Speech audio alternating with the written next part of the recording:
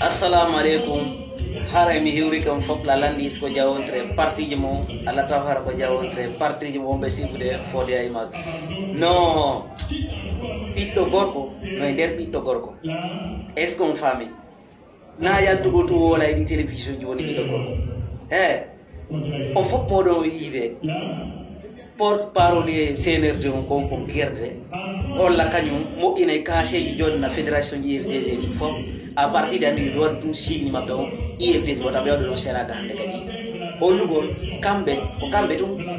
ko kanko tum andi c'est à dire o falaka ɓe parti o pour jama on fof no yiwtiri ɓawo maɓɓe ɓay jama on fof no yiwtiri ɓawo haɗa ya créa parti ma on accade amen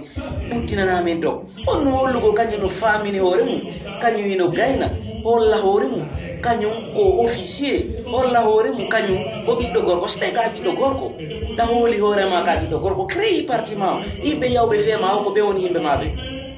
acca IFDG wona ko woni wata ɗum immoɗo e waɗugol piiji gono toon famingol ko kañum tum hande ko jeeya nagine goto wonda e CNRD hande ko ɓay koye ɓe yaltinde mbuuɗi ɓe jonna jonnon ɓay ɓe yaltinde ni mbuuɗi ɓe jonna ɗin mbuuɗi ko yaltinde ɗo hande kadi par ce que si tawi yaltinde ɗum wona ala ka naadede nder toon fiiday jonnon kesji ɗen fiidi banque centrale on fiidi ɓe yimmiɓe ɓe yehi États-Unis o ɓe faala mbuuɗi hay $1 ɓe jonnata Abdoulaye Kindia si tawi jama o fowni no andi ɗo e laaɓal kaka towninte fi muɗum kaka laaɓal koko ɓantete min mi ɓantay fima ɓuri ko yo Allah no pardon excusez yo Allah ɓantu fimaɗa min ko ɗum wawinde si Allah ɓantima goto adama yewɗereji ɗum ɗa wadde ɗo réponse une question c'est à dire si ɓe addi une question faite réponse ɓe yewtireji ɓe famina ko kamɓe ɗum wawi yaltude kakireji o mon grand Abdoulaye Kindia, l'homme qu'il faut, l'homme infatigable, l'anima wakilo, continua golle len. Parce que jama fo hande kan wolo imam. Ayi be lamprase daɓe ko ni yalaji ɓe wonno wolire no Ousmane Gawa wolire no ɓeyni ɓe ko gorko suusa jangga tawi ko ñoogue mais min neeɓi kon fuɗɗinande Abdoulaye Kindia mi nanayi goɗɗo goto noddunolam paykummo innilam wo souvent si Abdoulaye Kindia woray ɓeynayi ɗaɓɓen laamu accen piiji gono toon ɗaɓɓen ko duwa kon joɓɓinen leydi men ɗi ɗiɗde ndi almotage ko ɗum minatata jamanu wola Kindia hande minanal goɗɗo no wola Abdoulaye Kindia inde bonde ko ɗum minata grand jom mi mo welalam dès le début ko minani inde makko ne haysi mi andano mo hande no alhamdoulillahi grand jom mo continue golle makko min ko ɗum minata donc monsieur Abdoulaye Kindia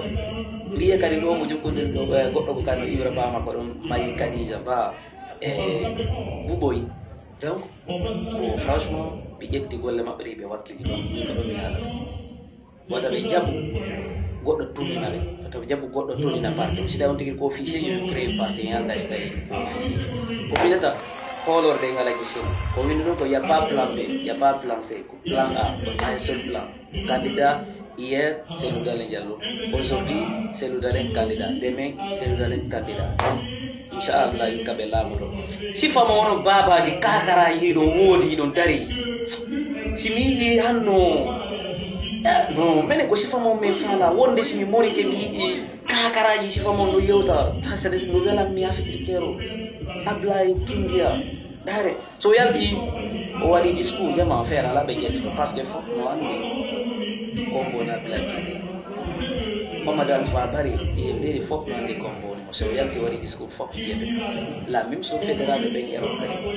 donc ɗum mi mari ko mi wiya à très bien no fodi ay malote décourage la victoire est avec nous donc bientôt le président c'est d'aller par entrer dans notre pays tout le monde sait donc wata jaɓɓo piiɗo to toninayi préparer pour le grand combat qui nous attend donc on est bientôt